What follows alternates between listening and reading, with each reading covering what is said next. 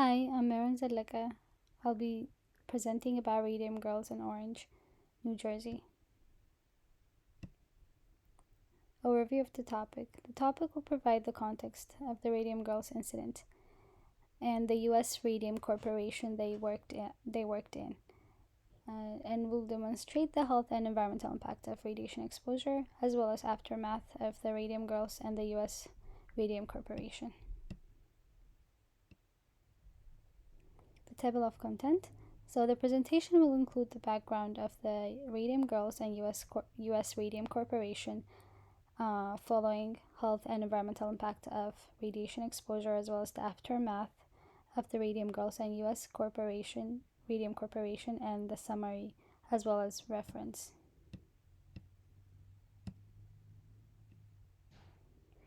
Coming to the background, in the 1910s and the 1920s, the U.S. Radium Corporation hired over 300 women to work as dial painters. The company produced luminous paints and other products for military and medical purposes. They marketed the paint as Undark, which contains radium powder, which has 1 million times more power than uranium. The dial painters used the lip dip technique to paint the brushes because they were told it was safe by their supervisors. In the process, they ingested dangerous amounts of radium. Workers started to see their health deteriorating and eventually lost their lives. Consequently, the facility was closed in the 1940s. In Figure 1, we see the map of the facility. The blue box we see here was the location where the former U.S. Radium facility was situated in. It covered 2 acres and was located in the city of Orange Township, Essex County, New Jersey.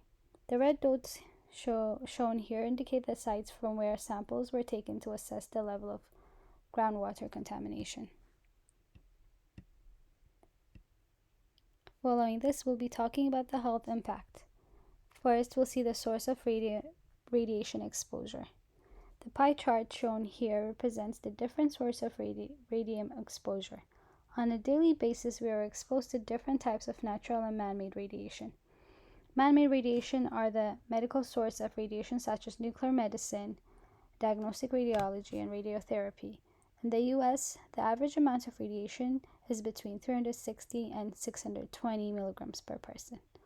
Seeing from the pie chart, we can see that 37% comes from radon and thoron, 24% comes from computed tomography, 12% from nuclear medicine, 7% from interventional fluoroscopy, 5% from space, 5% from conventional radiography, 5% from internal, 3% from terrestrial, 2% from consumer, and less than 1% from occupational or industrial sources.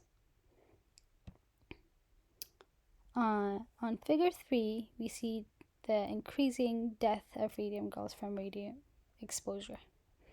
First, in 1923, the first dial painter died. Her jaw fell away from her skull before death.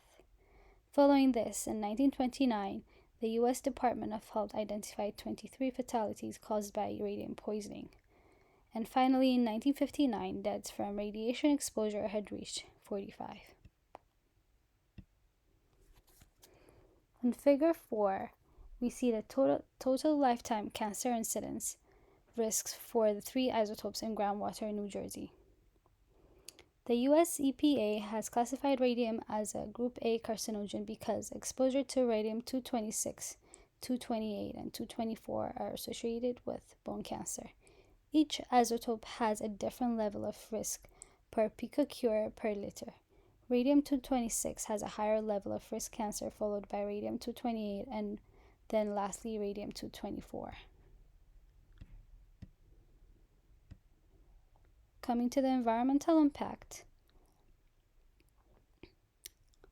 Radium from the U.S. Radium Corporation also resulted in the environmental contamination of groundwater and soil. This resulted in the radium jaw. This graph shows the level of uranium in wells P2, P3, P4, P5, P6, P7, and P7D. As you can see here, P2 had higher level of contamination. This led to further research of that specific well as seen in the following slide. Displayed here in figure 6, you can see that well P2 was highly contaminated with radium 228 and radium 226, which is associated with radium jaw cancer and many more other diseases. Coming to the aftermath, in 1927, the dial painter Grace Fryer decided to sue the U.S. Radium Corporation 5 years after her symptoms started. The settlement for each worker was $10,000. They also agreed to pay all medical and legal expenses incurred as a result of their occupational exposure to radium. This was the first case that held an employer responsible for the health of the employees and led to the establishment of occupational disease labor law, as well as the creation of Occupational Safety and Health Administration, OSHA. Also, in 1983, U.S. EPA listed the former location of the U.S. Radium Corporation as one of the Superfund sites. Following this, U.S. EPA cleaned up the site and turned it into a park.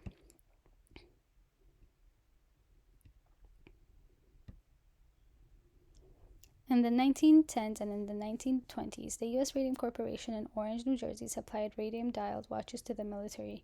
The company hired hundreds of women and forced to use the lip-dip paint technique to paint the dials. Dial painters swallowed high amounts of radium, which had them fall ill and die eventually. Groundwater and soil was also contaminated with radium. Radium Girls then led to the establishment of the occupational disease labor and left a mark in the history of the U.S. occupational health. And finally, in 1983, Radium Corporation was designated as a Superfund site and was cleaned up since. And here is the reference I used. Thank you.